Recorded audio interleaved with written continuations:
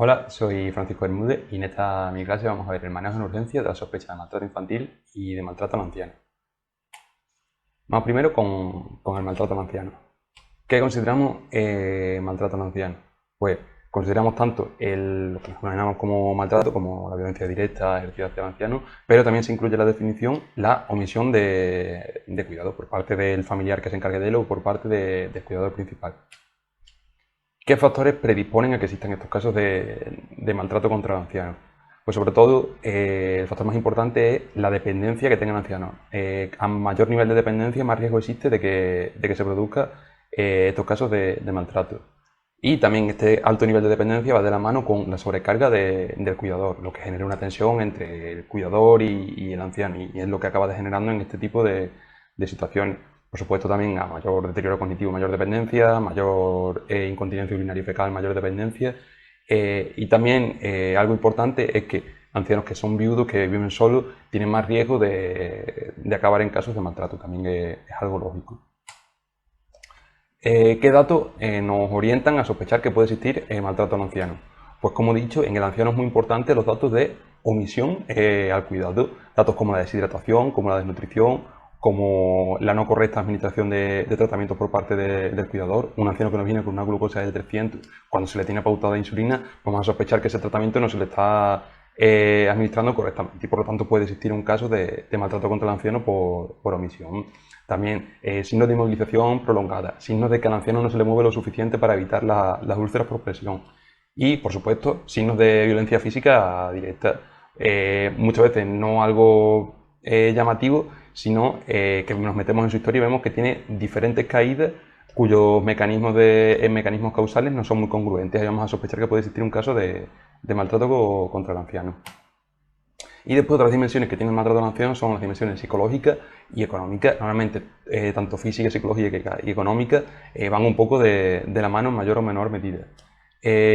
Psicológica, sobre todo, se produce por la falta de estímulo. Al final el anciano acaba confuso porque no se le hace ningún caso. Y el maltrato económico se basa sobre todo en que el cuidador o el familiar que lo cuida completamente o casi completamente dependiente de la pensión del anciano o de los ahorros del anciano para su subsistencia. Esto también crea situaciones de tensión que pueden degenerar este maltrato económico. Y vamos con el manejo de la sospecha de maltrato al anciano. Sentido común, lo más importante, realizar un diagnóstico minucioso y evaluar el riesgo inmediato que tenemos.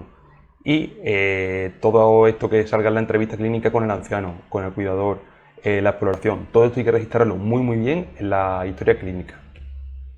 Pues si vemos que el riesgo es alto, sobre todo el riesgo inmediato, vamos a hospitalizar al anciano. También, evidentemente, si tiene unas lesiones que necesitan de atención hospitalaria urgente. Pero es muy importante, si vemos que existe una situación de alto riesgo, no dejar que el anciano vuelva a casa con su cuidador. El abordaje de las situaciones de maltrato al anciano va a ser multidisciplinar, es decir, también se tienen que involucrar servicios sociales y trabajador social, y nosotros como médicos de urgencias también nos debemos de poner en contacto con el médico de atención primaria, que es al final quien le va a realizar el seguimiento a la situación. Por supuesto, si el anciano no tiene una capacidad cognitiva suficiente, vamos a informarle de sus opciones, vamos a explicarle que no tiene por qué volver a su casa con el cuidador si está en esta situación, vamos a informarle de que puede denunciarlo y vamos a informarle también de que el servicio social le puede ofrecer alternativas a vivir en su casa con su cuidador en esta situación. Y, por supuesto, y esto se aplica a cualquier situación en la que veamos lesiones intencionadas por violencia directa, vamos a hacer un parte de lesiones y se lo vamos a enviar al juez. Vamos ahora con el maltrato infantil. Lo mismo que con el anciano, tenemos en la cabeza lo que podemos considerar maltrato infantil, es decir, violencia directa o indirecta contra un niño, ya sea física o psicológica, pero también se considera, o depende de qué definición cojamos, se suele considerar maltrato infantil la omisión de cuidado y el abandono. ¿Qué factores predisponen a esta situación de maltrato infantil? Pues los factores más importantes son sobre todo los factores paternos.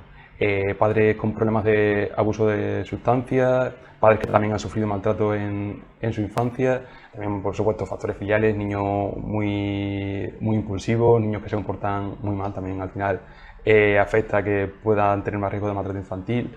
Factores sociales, las situaciones de marginalidad también pueden llevar al maltrato infantil. Y muchas veces se nos olvida también que existen factores culturales que llevan al maltrato infantil, porque hay ciertos hogares en los que se considera que la violencia directa hacia los menores es una buena forma de educarlos y que está justificada. Vamos con los datos de sospecha en los que debemos de fijarnos cuando puede existir un caso de maltrato infantil. Primero, los datos de sospecha para violencia física. Los más importantes son sobre todo en las lesiones cutáneo-mucosas, porque es aquello que vemos a simple vista, que vemos en la mera inspección. Y una característica muy importante de estas lesiones cuando existe maltrato infantil es que van a estar en distintos estadios de evolución. Es decir, el niño no se ha dado una caída puntual y se ha hecho todas esas lesiones a la vez, sino que va sufriendo distintas agresiones con el paso del tiempo y por eso están en distintos estadios de evolución. También pues, lesiones esqueléticas por los golpes, puede haber fracturas ocultas, lesiones del sistema nervioso central, esto sobre todo en niños menores de 2 años.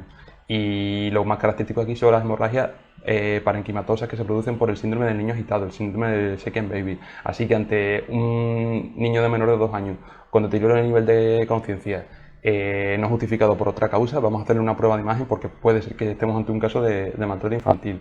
También intoxicaciones intencionales por parte de los padres, sobre todo cuando tienen problemas con el abuso de sustancias.